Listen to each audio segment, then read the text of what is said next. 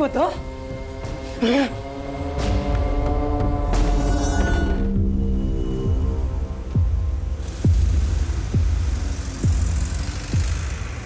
हाँ मैं आ गई हूँ। तुम कहाँ हो? मैं प्लेटफॉर्म 1 पे हूँ, जल्दी आ जाओ।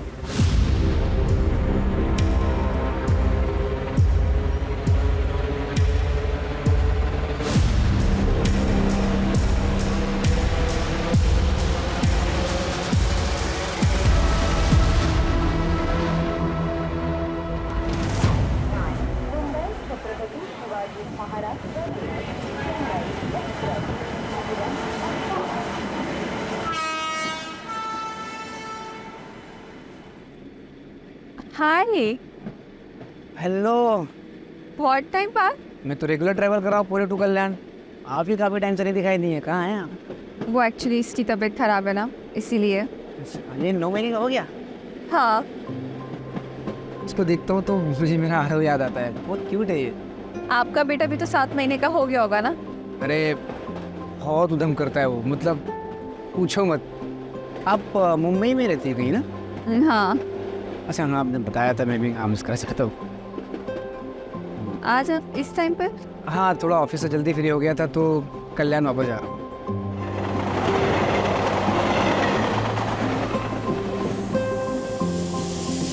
आई थिंक मेरा स्टेशन, हाँ मेरा स्टेशन आ गया।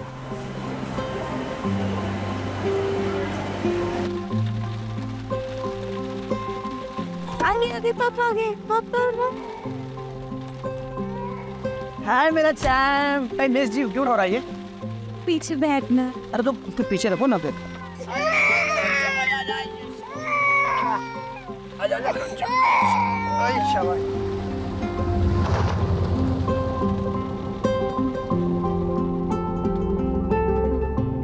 अच्छा रीमा, मुझे कल भी ऑफिस जाना पड़ेगा यार। क्लाइंट के साथ मीटिंग है, अवॉइड नहीं कर सकता। अजीत, पहले तुम हफ्ते में 2 बार जाते थे, अब तुम हर दिन घूमने जाते हो। देखना, एक दिन ऐसा आएगा ना, आरव तुम्हें भूल जाएगा।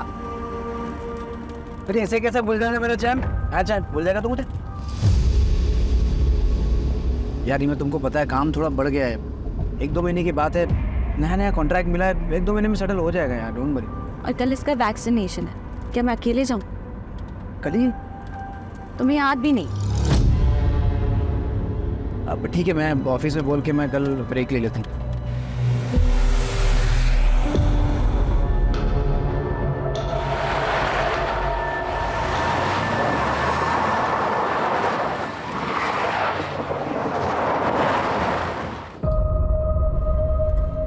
हाँ, क्यों रोका? छोटा सा काम है, आता हूँ मैं। कहाँ जा रहे हो? आ रहा हूँ।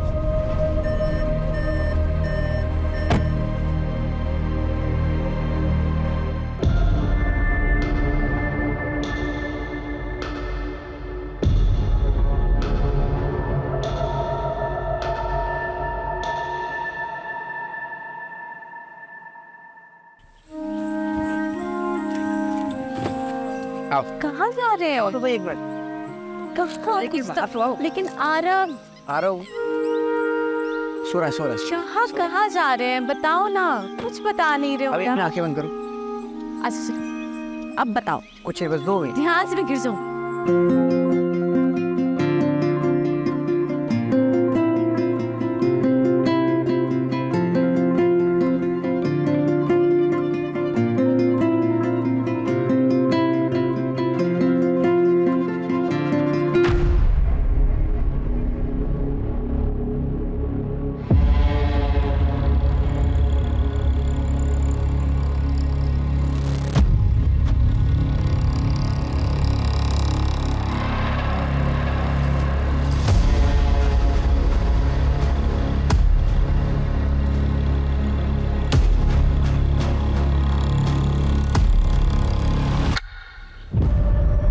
अच्छा सुनो ना, आसपास कोई वॉशरूम है क्या? वॉशरूम जाना था। वॉशरूम इसके पीछे है शायद। अच्छा मैं हूँ। मैं आता हूँ। नहीं, तुम आरव के साथ बैठो, मैं आती हूँ।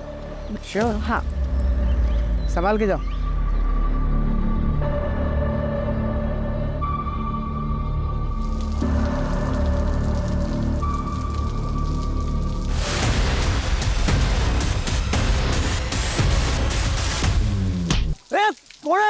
ओ दादा काय झालं? उठा ओ दादा उठा. कोण आहे का? दादा काय झालं? दादा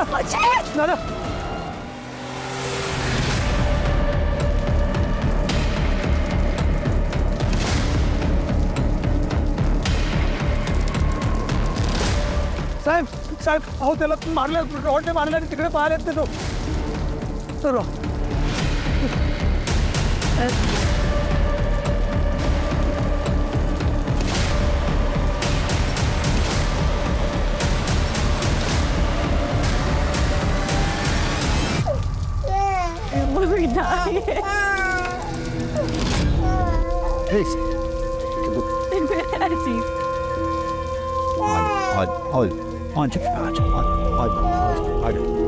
अर्पिता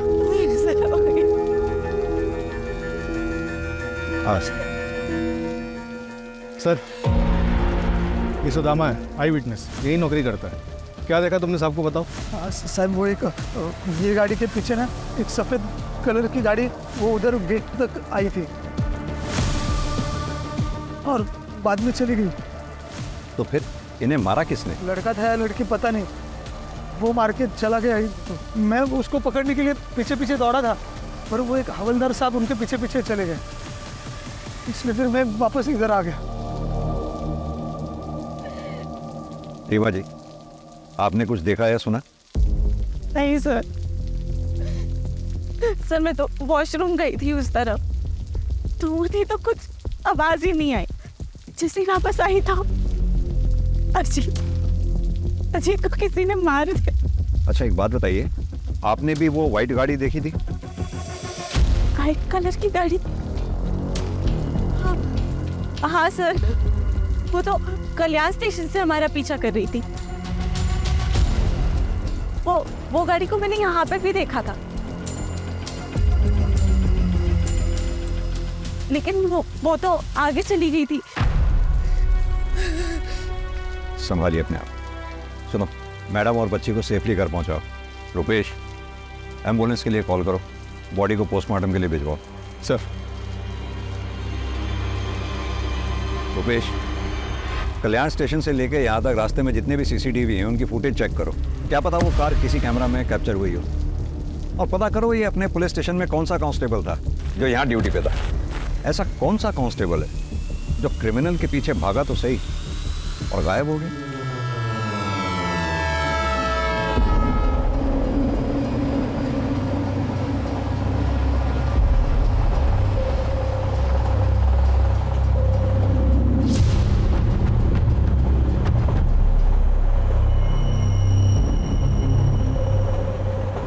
कौन कर सकता है ऐसा मेरे बेटे के साथ?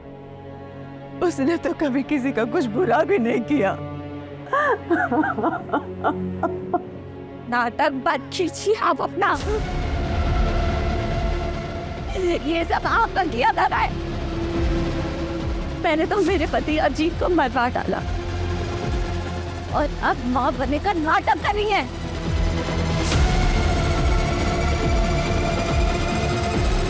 भाभी मैं क्या कर रहा हूँ? आवाज नहीं लगा.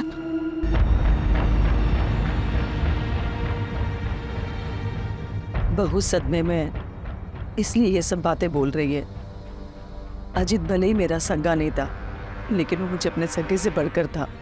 वो मेरा बेटा ही था. और जैसे हर घर में झगड़े होते भाइयों के, वैसे ही अजीत और शिव के भी झगड़े होते थे. शिव उठ, आज तुझे मेरे साथ ऑफिस जाना था ना. चल जल्दी, बोले ट्रेन मिस होगी. नहीं भैया आज नहीं, कल लेट आया ना तो नींद पूरी नहीं हुई है. अरे ऐसा कैसे चलेगा तेरा? ग्रेजुएशन कंप्लीट हो गया है तेरा, या तो बिजनेस ज्वाइन कर या तो आगे की पढ़ाई पूरी कर. 6 महीने से तो घर पे पड़ा हुआ है, या तो सोता रहता है तो पार्टी करता है. क्या रे तेरा है?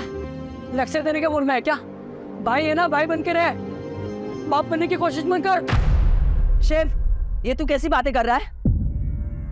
वो तेरे भले के लिए बोल रहा है ना, और तू उसके साथ इतनी बदतमीजी से बात कर रहा है. माफी मांग उससे. कहाँ जा रहा है तू? दोस्त के घर पे सुकून से सोने. अरे शिव, बहुत है कि तेरी मनमानी. रेडी हो और ऑफिस चल. आज कहूँ ना कुछ मला. जाऊ दे अजित, विनाशकाली विपरीत बुद्धी. पर ये आई जितना अच्छा बनने की कोशिश कर रही है ना, उतनी अच्छी वो है नहीं। वो नाटक कर रही है। उन्होंने कभी भी मेरे पति अजीत को अपना नहीं माना था। शिव, किधर जा रहा है? जा मेरे कमरे में जाके सो जा। अरे जा ना। अंदर तो बहुत नाटक कर रही थी तू। श्श्श, करना पड़ता है। प्रॉपर्टी में हिस्सा नहीं चाहिए क्या? और तेरा भी गुस्सा ना थोड़ा कम ही रख, समझ लिया? वो सिर्फ प्रॉपर्टी के लिए सारा नाटक करती है। तो क्या आपको लगता है कि प्रॉपर्टी की वजह से ये लोग अजीत का मर्डर करवा सकते हैं? हाँ सर, बिल्कुल। क्योंकि बाबा ने अजीत के नाम पे पूरी प्रॉपर्टी और बिजनेस कर दी थी, और बाबा ने अजीत को ये अथॉरिटी दी थी कि जब शिव पूरी तरीके से बिजनेस हैंडल करने के लिए रेडी हो जाएगा तब प्रॉपर्टी का बंटवारा कर सकते हैं। उन्होंने कभी भी शिव को सौतेला भाई नहीं माना, हमेशा दिल से अपनाया है। लेकिन शिव ने अजीत को कभी भी अपना परिवार नहीं माना, और इन सब चीजों का नतीजा आपके सामने है सर। संभालिए अपने आप। सास बहू में कहा खिटपिट नहीं होती है सर, लेकिन एक बात कहूँगी, अजीत साहब और रीमा दीदी बहुत अच्छे लोग हैं। यहाँ कब से काम कर रही हो? यही कुछ 2-4 महीने पहले। कैसे लगी थी नौकरी? वो अजीत साहब ने एजेंसी से बात की थी, मैं एजेंसी के जरिए यहाँ आई।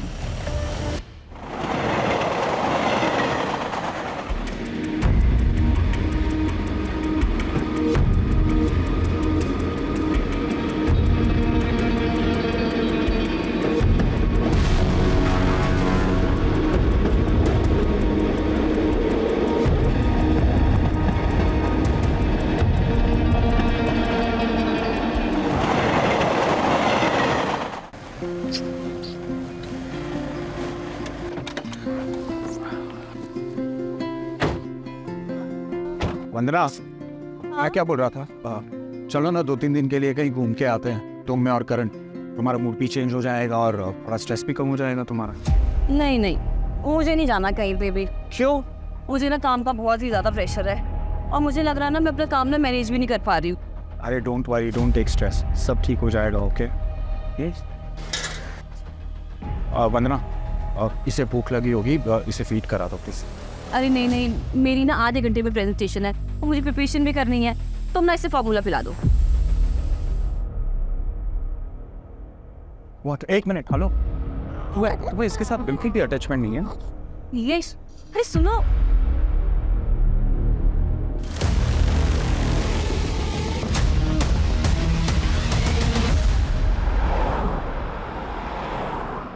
सर, क्राइम सीन पे जो कांस्टेबल देखा गया था, जो क्रिमिनल्स के पीछे भागा था, उसका कुछ पता नहीं चल रहा है। ऐसा कैसे हो सकता है?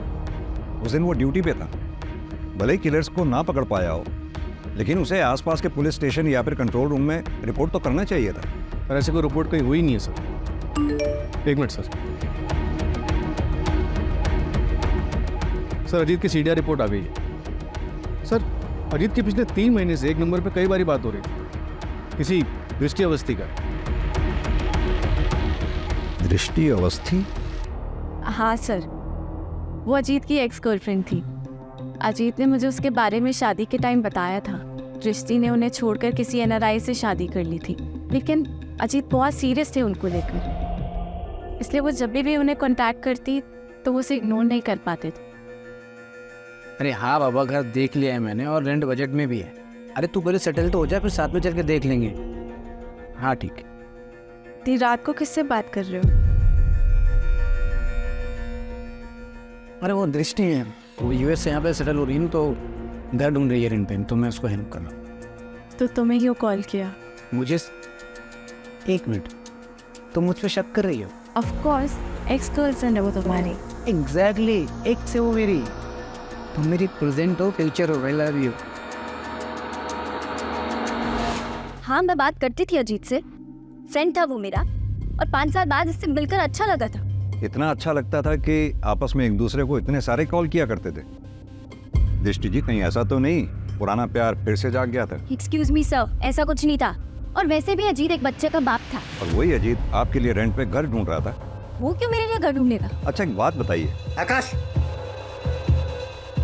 सर, ये सब क्या चल रहा है? किस लिए आए आप यहाँ? आपको पता है ये किसका घर है? और आने से पहले आपने इंटीमेशन क्यों नहीं दिया? जरूरी नहीं समझा आपने? सर, कुछ नहीं, बस रूटीन पूछताछ करनी थी सर। हो गई आपकी पूछताछ? जी। Now you go. और ये याद रखिएगा, दृष्टि मेरी बेटी है, वैसा कोई क्राइम नहीं कर सकती। सर। बेटा कोई टेंशन खेर नहीं ले, मैं हूं। रुपेश, इन दोनों में से कोई तो झूठ बोल रहा है। ये रीमा जरूर इनसिक्योर फील कर रही होगी सर।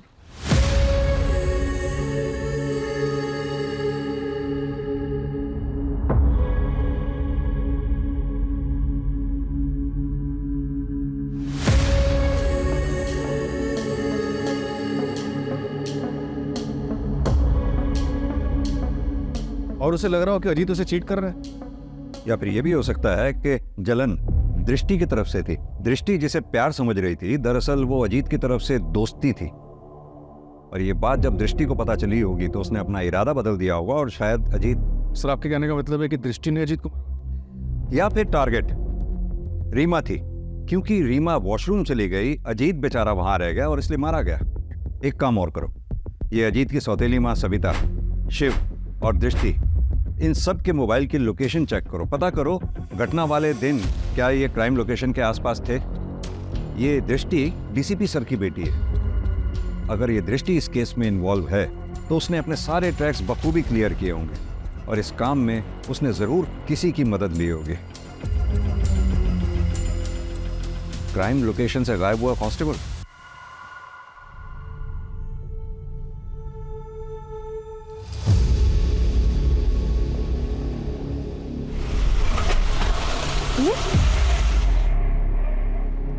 पता नहीं क्या हो गया, मैं चेक करता हूँ, तुम बैठे रहना।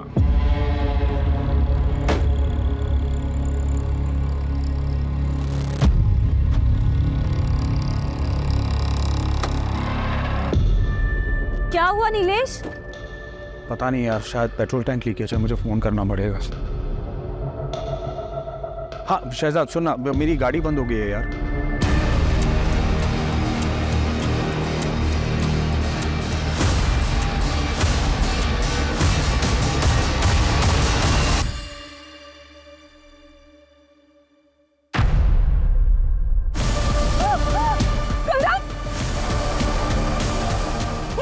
क्या हुआ? करण नहीं है गाड़ी में।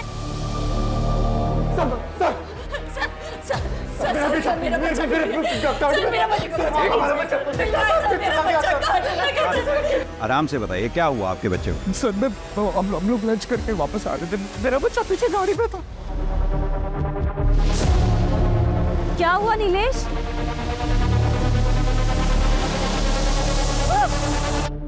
कुछ देखा आपने?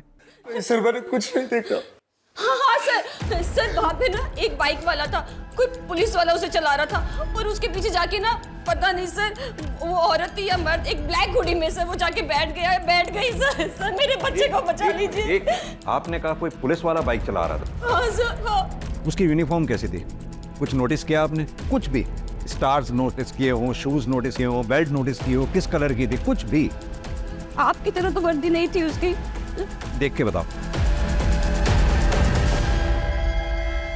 नहीं। सर इसकी जैसे थी, सर ऐसी वर्दी थी, सर तो इसकी जैसे सर वर्दी इसकी। मैं उसको पकड़ने के लिए पीछे पीछे दौड़ा था, पर वो एक हवलदार साहब उनके पीछे पीछे चले गए। कामले, बच्चे की डिटेल्स ले लो, आप इनको डिटेल्स दे दीजिए। आप फिक्र ना करें, बच्चे को ढूंढने की पूरी कोशिश करेंगे।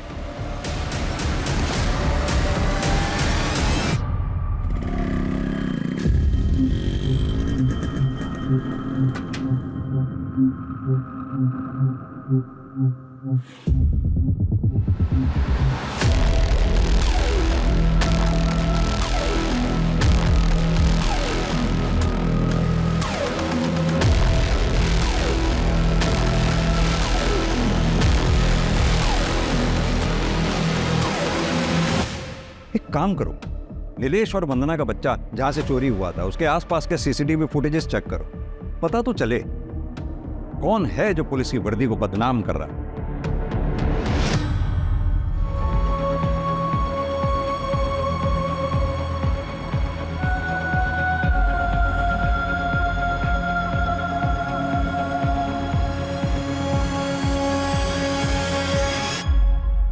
बच्चा गायब हुआ है। मैं डिटेल्स भेज रहा हूँ, पूरे शहर में नाकाबंदी करवा दूँ। या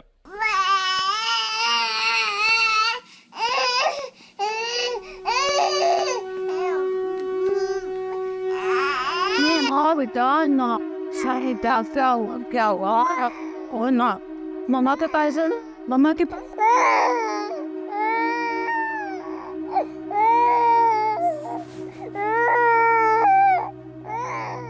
दीदी दीदी दीदी, वो मैं ये बोल रही थी कि 13वीं के बाद आप ना अपनी मम्मी के पास चली जाओ। उन्हें पैरालिसिस है पर आप तो जा सकती हैं। देखिए, आपका भी ध्यान बटेगा और उनको भी अच्छा लगेगा। वो आपके लिए परेशान हो रही होगी। नहीं तो मैं यहाँ से अभी नहीं जा सकती। अगर मैं चली गई तो शिव और आई मेरे आरव का मुझसे हक छीन लेंगे।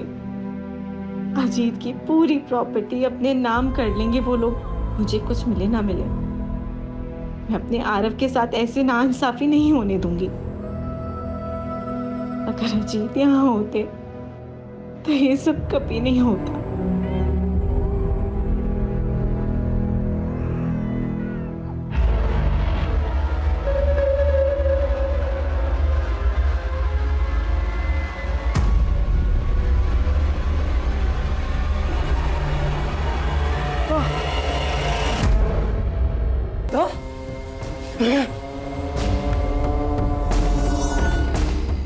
चल जा,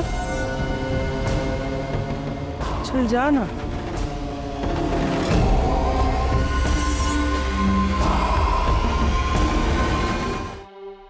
क्रिमिनल के पीछे भागा था। वहीं अभी वंदना के केस में पुलिस कांस्टेबल बच्चा चुराने वाले का साथ दे रहा है। एक सेकंड, रुपेश, कहीं ऐसा तो नहीं अजीत कोलेटरल डैमेज का शिकार था? मेरा मतलब क्रिमिनल बच्चा चुराने आया हो और अजीत मारा गया। क्या भाई साले, वो मैं क्या कर रहा है? हाँ, कितने का टारगेट था और तूने क्या किया? क्या फायदा तेरी इस वर्दी का?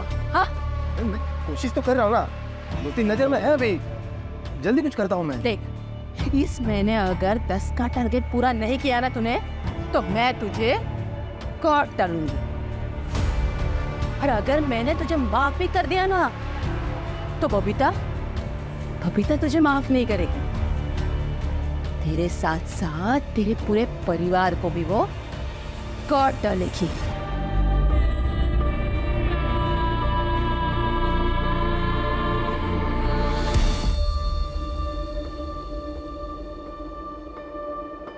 नीतू, आरव को नहला के ये कपड़े पहना देना। नीतू, नीतू, नीतू, अभी नहीं है। आरव, आरव, आरव, आरव,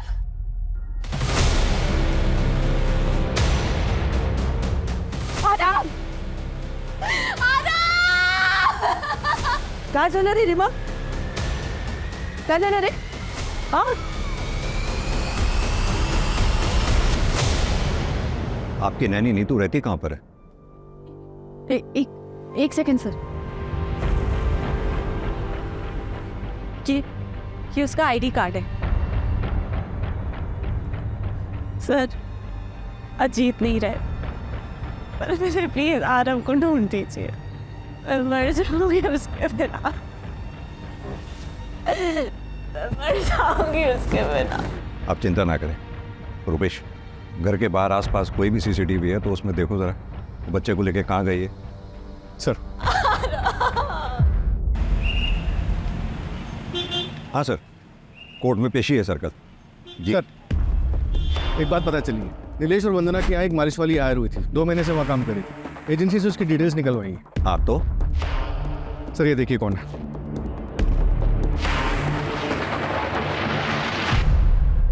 ये तो नीतू है। अजीत और रीमा के यहाँ जो बच्चे आरव की नैनी थी, तो ये 2 अलग अलग जगहों पे अलग अलग नाम से काम कर रही थी। मतलब नीतू बच्चा चोर है। लग तो ऐसे रहा सर। अगर ऐसा है तो फिर अजीत का मर्डर इसमें कहाँ फिट बैठता है? रुपेश, 2 बच्चों की किडनैपिंग हुई है। अगर 48 घंटों के अंदर हमने इन्हें नहीं ढूंढा तो उनकी तस्करी हो जाएगी, और अगर ये कोई रंजिश का खेल है तो बच्चों की जान को खतरा हो सकता है। सर,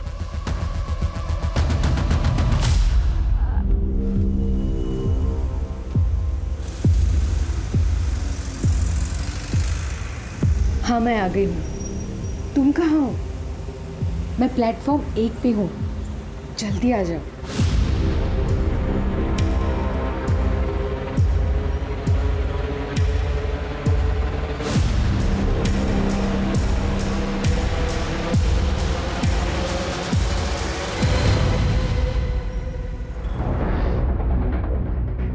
बॉडी को पोस्टमार्टम के लिए भेजो।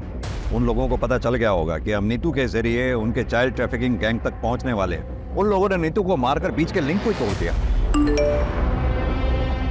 सर, हेड ऑफिस से संदेश यादव का डेटा है। दोनों क्राइम के वक्त सारे संदेश ऑन ड्यूटी थे, अलावा एक के। बुलाओ उसको थाने, और जितने भी गैंग उस वक्त चाइल्ड ट्रैफिकिंग में एक्टिव थे उन सबको खंगालो।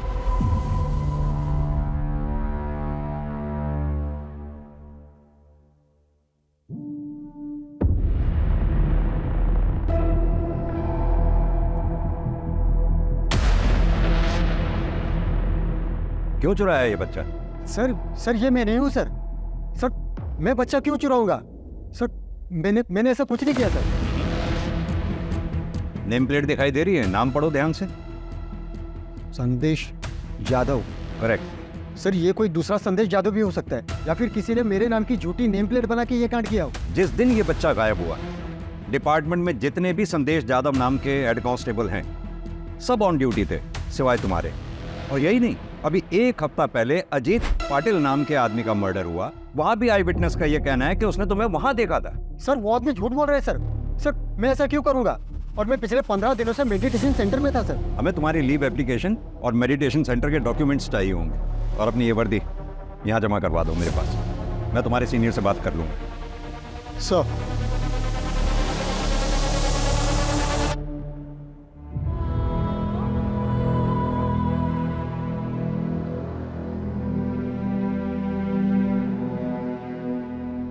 अरे वाह, इस बार तूने टाइम पे पार्सल डिलीवर कर दिया। अब आगे से नहीं होगा, पुलिस को भनक लग गई है। अब थोड़े दिन के लिए सबको चुपना होगा। फिर तुझे हमारे साथ शामिल करने का क्या फायदा हुआ? अरे ये सब मचमच करने का टाइम नहीं है अभी। बबीता को बोलो अब पार्सल नहीं मिलेगा। अरे जो पार्सल है ना, इसको जल्दी अपनी मंजिल तक पहुंचाओ, और थोड़ी दिन के लिए सब लोग सुमड़ी में कल्टो। सर, ये बोरीवली पुलिस स्टेशन में केस दर्ज हुआ था। 15 दिन पहले 8 महीने का बच्चा किडनैप किया गया था, और ये कांजूर मार्ग मेन मार्केट से 2.5 महीने पहले 6 महीने का बच्चा किडनैप किया गया। ये नाला सोपारा से 1 महीने पहले 6 महीने का बच्चा किडनैप किया गया था। सर, इस तरह से पिछले 3 महीनों में 20 बच्चों को किडनैप किया गया। इन सारे केसेस में कोई भी रैंसम की कॉल नहीं आई, और इन सारे केसेस में फैमिली ने हाल ही में नैनी को हायर किया था। एजेंसी से? हाँ सर, लेकिन अलग अलग एजेंसी से, और सबके बैकग्राउंड भी चेक किया, लेकिन कुछ मिला नहीं। हो सकता है कि ये लोग फर्स्ट टाइम ऑफेंडर्स थे, या फिर ये भी हो सकता है कि आज तक कभी पकड़े नहीं गए, कि कोई क्रिमिनल रिकॉर्ड बने। इन सब में हमारे पास सिर्फ एक ही नाम था, नीतू, जिसे मारकर उन्होंने वो लिंक भी तोड़ दिया, जिसकी लास्ट लोकेशन कल्याण स्टेशन थी। कल्याण स्टेशन? यही सोच रहा था मैं रुपेश, कि बच्चे जब भी किडनैप होते थे या ऐसे किस्से होते थे तो शहर में हर जगह नाकाबंदी लगा दी जाती थी, सभी police station checking point create कर देते थे। फिर ये लोग बच्चों को लेके इतनी चालाकी से, इतनी क्लीनली कैसे निकल जाते थे? क्या मोड ऑफ ट्रांसपोर्ट रहता था इन लोगों? जाहिर सी बात है, फ्लाइट तो पॉसिबल है नहीं, उसमें चेकिंग होती है। बाई रोड ये लोग जा नहीं सकते, क्योंकि शहर में हर जगह चेकिंग पॉइंट से नाकाबंदी लगा रखी थी। अब बची ट्रेन। ट्रेन में इतनी चेकिंग नहीं होती, उसमें आसानी से बच्चों को यहाँ से वहाँ ले जाया जा सकता है। और अब तुम बता रहे हो कि नीतू के फोन की लास्ट लोकेशन भी कल्याण स्टेशन थी, मतलब कल्याण स्टेशन से बच्चे ट्रांसफर हो रहे हैं। हमें पता चला है कल्याण जंक्शन से बच्चों की तस्करी हो रही है। सर, आपको जो मदद चाहिए बताइए, अगर ऐसा हो रहा है तो हम सबके लिए जिम्मेदारी है। हमें पूरे स्टेशन के सारे प्लेटफॉर्म्स के CCTV फुटेजेस चाहिए होंगे, और हाँ, हो सकता है औरतें बच्चों के साथ हो, कोई भी औरत अगर आपको बैग के साथ या बच्चे के साथ दिखती है फौरन ट्रैक करो। सर मैं अरेंज करवाता हूँ। Thank you.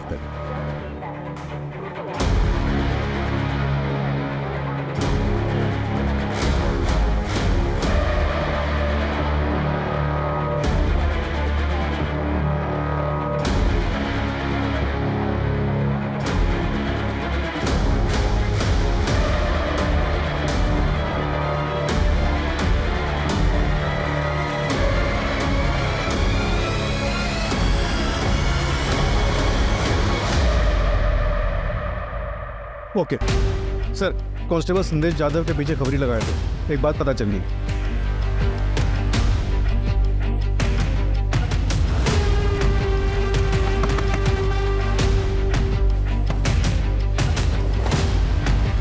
सर आप यहाँ पे?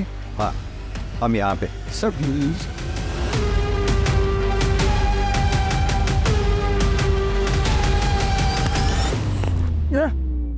अरे तुझे तेरे भाई की यूनिफॉर्म पहन के लोगों के घरों के बाहर देखा गया। कल्याण में जब उस कपल का बच्चा चोरी हुआ, उसके बच्चे को चुराने में भी तूने उसका साथ दिया। किसके लिए काम? बता दो। मेरे पास कोई काम नहीं था। फिर कुछ दिन पहले मुझे एक औरत मिली, उसने मुझे अच्छे खासे पैसे ऑफर किए थे साहब। उसे पता था ना तेरा भाई कांस्टेबल है और ये छुट्टी पे है, मेडिटेशन सेंटर में है। हाँ साहब, उसे पता था, तभी तो उसने मुझे काम दिया। और उसने मुझे आसपास के इलाकों में नज़र रखने के लिए बोला। जो फैमिली में 1 साल से कम उम्र के बच्चे हैं, उनकी इंफॉर्मेशन निकालने का और उनके फ़ोटोज़ भेजने के लिए बोला था साहब। इस काम के मुझे 10,000 रुपये मिलते थे। फिर उसने मुझे बच्चे चुराने का काम दिया, उसके मुझे 75,000 रुपये मिलने लगे। लेकिन बच्चे हैंडओवर किसको करता? किसे हैंडओवर करता था वो? सब बोल। उसी औरत को, अर्चना को। उसके अलावा मैं किसी को नहीं जानता साहब। ताला तोड़ना पड़ेगा।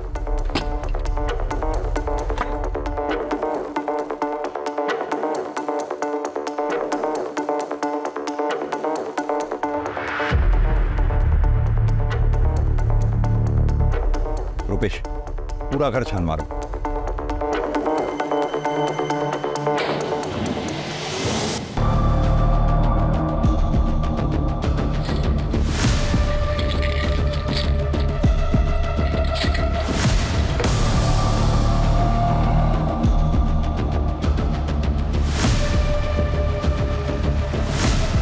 सर इधर आइए प्लीज। हाँ रुपेश, ये देखिए।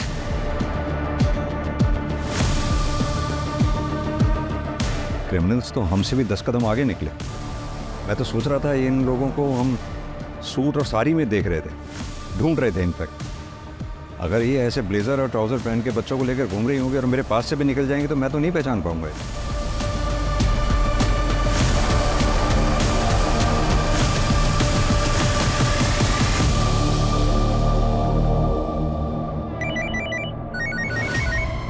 जिस औरत का हुलिया बताया था आपने हमें, सीसीटीवी में वैसी औरत दिखी है। वो औरत अभी अभी हैदराबाद वाली ट्रेन में बैठी है, बोगी नंबर S8 में। ट्रेन 2 घंटे पहले निकल चुकी है। पूना रेलवे स्टेशन पे जीआरपी को इन्फॉर्म कर दो, हमारी पुलिस टीम वहाँ पहुँच रही है। Okay sir.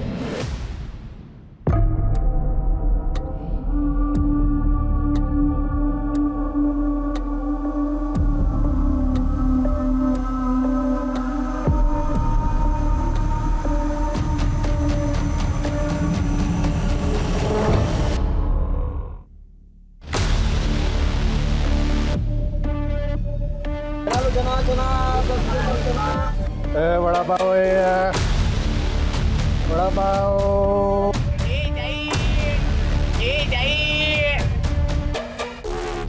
Ticket please.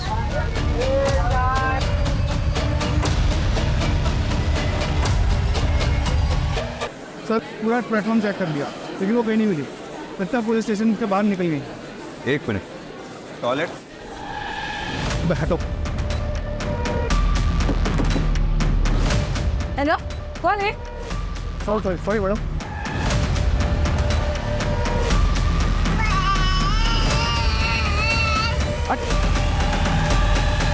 हटो।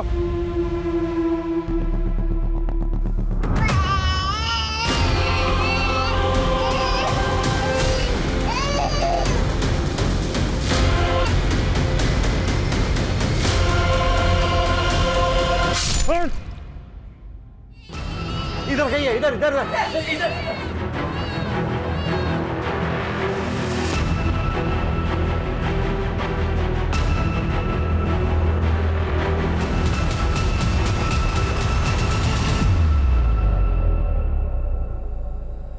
हमें ये तो पता चल गया तुम लोग बच्चे कैसे चुराते थे, ट्रैफिकिंग कैसे करते थे।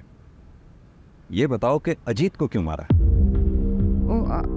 अजीत ट्रेन में मिला था, वो बहुत फ्रेंडली था और उसने बताया कि उसका बच्चा 7 महीने का है। तो मुझे लगा कि टारगेट सामने से खुद ही चल के आ रहा है, लेकिन हमें टारगेट्स ज़्यादा देता था, इसीलिए मैंने नीतू को अजीत के यहाँ काम पे लगवाया।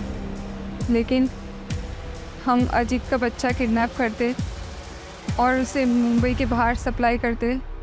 अजीत को मुझ पे शक हो गया था। ये आपका बच्चा नहीं है क्या? नहीं, ये मेरा ही है। लास्ट टाइम तो कोई और बच्चा था। अच्छा, वो मतलब वो मेरी बहन के पास है मेरा बच्चा, और उसका बेटा मेरे पास है। Excuse me.